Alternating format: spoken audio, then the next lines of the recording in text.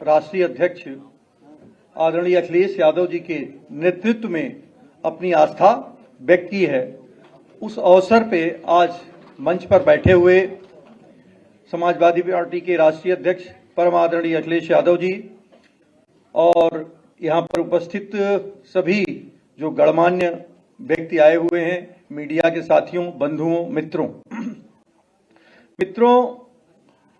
जब 2017 में सरकार बनी, बड़े उत्साह से सरकार बनी थी, लेकिन जब सरकार बनना ऐसा महसूस हो रहा है आज कि इस सरकार ने लोकतंत्र के लिए नहीं, राजतंत्र के लिए सरकार बनाई थी और बोलने पे पाबंदी लगा दी। सरकार ने कोई भी अगर कुछ बोल रहा है, ट्वीट कर रहा है, लिख रहा है, तो उसको जेल भेज देने का काम कर रही है। और इसके साथ ही साथ सरकार ने एक नया तरीका अपना लिया कि शिलान्यास किसी ने किया, कार्य किसी ने किया, पत्थर वर्तमान सरकार ने लगा दिया। कार्य को कोई भी कर रहा है, उस पर पत्थर वर्तमान सरकार का लग जा रहा है। इसके साथ साथ जो पूरे प्रदेश में मतलब जो वैमनस्यता का बीज बोने का काम किया, साथ ही साथ अगर आप देखें तो सरकार ने जो 5 साल का कार्यकाल है सरकार का, केवल बिखराव के अलावा, समाज में टूटन के अलावा और कोई कार्य करने का काम नहीं किया। और सबसे बड़ा कार्य यदि किया उन्होंने तो लोगों को बांटने का और प्रचार प्रसार करने का। सबसे ज्यादा बजट अगर किसी का है इनका तो प्रचार करने के लिए है। रोज कहीं न कहीं अखबार में बड़े बड़े विज्ञापन हैं, होर्डिंग्स हैं, लेकिन धरातल पे वो कोई चीज आज की तारीख में मौजूद नहीं है। कहीं पे भी धरातल में कोई चीज मौजूद नहीं है। और हम अपने जिले की बात करते हैं, एक उदाहरण हम देते हैं कि हमारा जिला गोरखपुर, जहां से माननीय मुख्यमंत्री जी स्वयं आते हैं, अगर बाढ़ प्रभावित इलाका है, एक बाढ़ का उदाहरण देते हैं, बाढ़ में इस साल 3 गांव कट के खत्म हो गए, लेकिन वहां पे कोई बजट नहीं दिया गया। कोई भी बजट ऐसा नहीं दिया गया जो बाढ़ पीड़ितों के लिए दिया गया हो। इसी तरह से स्वास्थ्य सेवाओं की बात है कि स्वास्थ्य सेवाओं की हाल केवल बिल्डिंग का उद्घाटन, गोरखपुर में एम्स के लिए जमीन आदरणीय अध्यक्ष जी ने दी थी। गोरखपुर में जो टेक्निकल यूनिवर्सिटी है आदरणीय अध्यक्ष जी ने बनाया था, लेकिन आज उसमें कोई भी कार्य, कोई सी बढ़ोतरी करने का काम नहीं किया गया। साथ ही साथ गोरखपुर विश्वविद्यालय में अपॉइंटमेंट होता है, जब अपॉइंटमेंट होता है तो एक जात विशेष के 75 लोग, 150 लोगों का अपॉइंटमेंट होता है, उसमें एक जात विशेष के 75 लोगों का अपॉइंटमेंट होता है। जितने थाने, जितने चौकी, जो जिले प्रशासन है, सब पे एक जात विशेष के लोगों को बैठाने का काम इस वर्तमान सरकार ने किया है। और तो और खासकर हम जिस समाज से खाते हैं, ब्राह्मण समाज से, जहां से हम आते हैं, उस ब्राह्मण समाज में जितना अत्याचार और अन्याय हुआ है शायद ही कभी किसी ने किया हो। और सरकार ने जो कभी दुर्घटना के कारण जो इनकाउंटर होता है, दुर्घटना की होती है, इनकाउंटर किसी सरकार की पॉलिसी नहीं होती है, लेकिन वर्तमान सरकार ने इनकाउंटर की पॉलिसी बना दी कि साहब हम इनकाउंटर इनका कर देंगे, घोषित इनकाउंटर कर दिया। तो इसका मतलब सरकार ने का न्यायपालिका से पूरा विश्वास उठ गया है। सरकार का न्यायपालिका के ऊपर विश्वास नहीं रह गया है, क्योंकि कायदे से किसी को भी हम किसी दुर्घटना में इनकाउंटर हो जाए, ये बात तो सुनी है, ये समझी है कि भाई इनकाउंटर ऐसे हो गया, कोई दुर्घटना हो गई, लेकिन सरकार ने पॉलिसी बना के कि साहब फला व्यक्ति का मुझे इनकाउंटर करना है। पहली बार मेरे ख्याल से इतिहास में ऐसा हुआ होगा कि पहली बार घोषित करके इनकाउंटर किया जा रहा है। तो बस सरकार अपराध करने का काम कर रही है। किसी को न्यायपालिका को अपने हाथ में लेने का अधिकार हमारे संविधान में नहीं है, लेकिन सरकार ने न्यायपालिका के भी कार्य को अपने हाथों में लेने का काम किया है आज की तारीख में, और लोगों को घोषित इनकाउंटर कर दिया है। इसी तरह जब डेंगू की बात आई थी तो डेंगू की वजह से तो मर रहे थे लोग। बिहाड़ी में जो जापान जेईटी और जापानी इंसेफ्लाइटिस से लोग मर रहे थे, तो वहां के प्रिंसिपल है राजीव मिश्रा, गलती किसी और की थी, राजीव मिश्रा को वहां पे ले जाकर सजा दी गई। उनकी पत्नी को 2 साल जेल में रखा गया, उनको जेल में रखा गया। उनका क्या अपराध है शायद ही कहीं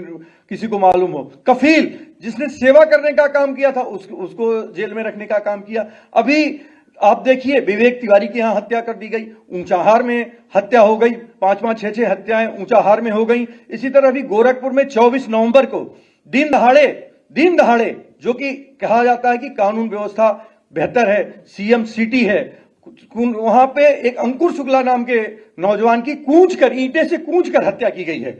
और उस पर भी सरकार ने कहीं कुछ नहीं किया। और अभी तक की जो भी सरकारें हैं वो यदि कोई कार्य करती हैं तो वो ये कार्य करती हैं कि जो पीड़ित होता है उसके पास जाती हैं, लेकिन वर्तमान सरकार में जो उनके सहयोगी दल हैं अपराधी के घर पूछताछ करने गए कि उनकी कुशल क्षेम लेने अपराधी के घर गए, जो पीड़ित पक्ष था उसके घर कुशल क्षेम पूछने तक नहीं गए। तो आज पूरी सरकार, चाहे वो भ्रष्टाचार की बात हो, चाहे वो कानून व्यवस्था की बात हो, महंगाई की बात हो, महंगाई में चारों तरफ लोग त्राही त्राही कर रहे हैं। कोरोना के दर्द को अभी लोग भूले नहीं हैं। शायद ही कोई ऐसा परिवार होगा जो कोरोना में अपने किसी एक न एक प्रियजन को कहीं न कहीं निश्चित रूप से खो दिया है। उस अव्यवस्था के दौर में सरकार शांत हो गई थी, कहीं बोलने का काम नहीं कर रही थी। सरकार ने जो कोरोना पीड़ित थे उनके लिए कोई काम करने का काम नहीं किया। हमारे तरफ एक धुरियापार चीनी मिल है, उसको उन्होंने वादा किया था चलाने के लिए, लेकिन आज तक उस पर एक ईंटा नहीं रखा गया है। तो बीआरडी मेडिकल कॉलेज जहां पे अभी फैकल्टी नहीं है, एम्स खोलने की बात हो रही है लेकिन फैकल्टी नादारद है, तो क्या केवल बिल्डिंग से हमारा काम चलेगा? तो पूरी प्रदेश सरकार आज की तारीख में केवल वादों पे चल रही है। अगर वहीं दूसरी तरफ आदरणीय अखिलेश यादव जी की सरकार को देखिए, 12 से 17 की सरकार को देखिए, तो एक नया विजन दिखाई देता है, एक नया दृश्य दिखाई देती है। आपका एक विजन था कि लखनऊ में मेट्रो को चलाने का काम किया, आगरा से लखनऊ तक एक्सप्रेसवे बनवाने का काम किया, आज तक उन्होंने कैंसर हॉस्पिटल बनवाने का काम किया। तो जितनी विकास की परियोजनाएं थी ये आदरणीय अखिलेश यादव जी की देन थी और इनके विजन और इनके सोच का ये परिणाम था कि उत्तर प्रदेश आगे बढ़ रहा था। लेकिन आज अचानक आकर उस पर रोक लगा दिया गया है और अब ये महसूस हो रहा है कि जब तक आदरणीय अखिलेश यादव जी उत्तर प्रदेश की कमान पुनः नहीं संभालेंगे तब तक उत्तर प्रदेश का विकास अब संभव नहीं है। हम सब लोग, जो भी हम लोग की ताकत है, सब लोग मिलकर इकट्ठा होकर पूरे प्रदेश में हर जगह जहां जहां आपका निर्देश होगा जाने का काम करेंगे और समाजवादी पार्टी की सरकार 2022 में बने इसका संकल्प लेंगे और 22 में आदरणीय अखिलेश यादव जी को मुख्यमंत्री बनाने का काम करेंगे। इन्हीं बातों के साथ हम पुनः आपके आभारी हैं, आदरणीय अखिलेश यादव जी के आभारी हैं, समाजवादी पार्टी के आभारी हैं और मेरा पूरा परिवार सहित हम सब लोग आज समाजवादी पार्टी की सदस्यता ले रहे हैं और इस बात से कि कम से कम आगे उत्तर प्रदेश का विकास हो, विनाश न हो, ठोको और एनकाउंटर और बुलडोजर की नीति समाप्त हो, भाईचारे की नीति हो, विकास की बात की जाए, लोगों को रोजगार की बात की जाए। आप देखिए, अगर जो शिक्षा मित्र हैं, जो परीक्षा लीक, तो मेरे ख्याल से एक ये बन गया है, एक सिस्टम बन गया है, जो भी परीक्षा हो जा रही है वो लीक हो जा रही है, फिर उसकी जांच हो रही है, फिर उसका सेंटर अगर गोरखपुर से कहीं मेरठ भेज दिया जा रहा है और मेरठ से कहीं गोरखपुर भेज दिया जा रहा है। तो इस तरह का काम इस सरकार में हो रहा है और इस सरकार में शायद ही कोई खुश होगा, शायद ही इस सरकार के जाने के लिए अब हर आदमी कामना कर रहा है, हर आदमी प्रयास कर रहा है और आने वाले जब भी मत पड़ेंगे तो 2022 में लोग संकल्पित हो गए कि अखिलेश यादव जी की सरकार बनेगी और 2022 में अखिलेश जी मुख्यमंत्री होंगे। ऐसी हम सब लोगों का विश्वास है। इन्हीं बातों के साथ आप सब लोगों का साधुवाद, धन्यवाद कि आप सब लोग यहाँ पे आए और आपने देखा होगा उत्तर प्रदेश के लगभग हर जिले से कुछ न कुछ लोग आज यहाँ अखिलेश यादव जी से मिलने के लिए आए हुए हैं, हर जिले से, चाहे वो सोनभद्र हो, चाहे वो गोरखपुर हो, चाहे वो बस्ती हो, चाहे वो देवरिया हो, संत कबीर नगर हो, श्रावस्ती हो, हर जिले से लोग आए हुए हैं। कोई ऐसा जिला नहीं है कि उस जिले से लोग आज समाजवादी पार्टी की सदस्यता लेने स्वतः न आए हुए हों। तो आज ये उत्साह दिखाई दे रहा है और सब लोग, इसीलिए आज जो प्रचार मंत्री अगर उनको हम कहें, आज मुख्यमंत्री की लड़ाई नहीं रह गई है, अब उनके प्रचार मंत्री जी दिल्ली से आ रहे हैं। मुख्यमंत्री जी तो कहीं प्रचार में दिख नहीं रहे हैं, अब तो सीधे सीधे प्रचार मंत्री जी दिख रहे हैं कि वही प्रचार कर रहे हैं, मुख्यमंत्री जी कहीं प्रचार करते हुए अब नहीं दिख रहे हैं। अब तो वो सड़क पे छूट गए हैं, हो सकता है किसी दिन और कहीं छूट जाने का काम करेंगे।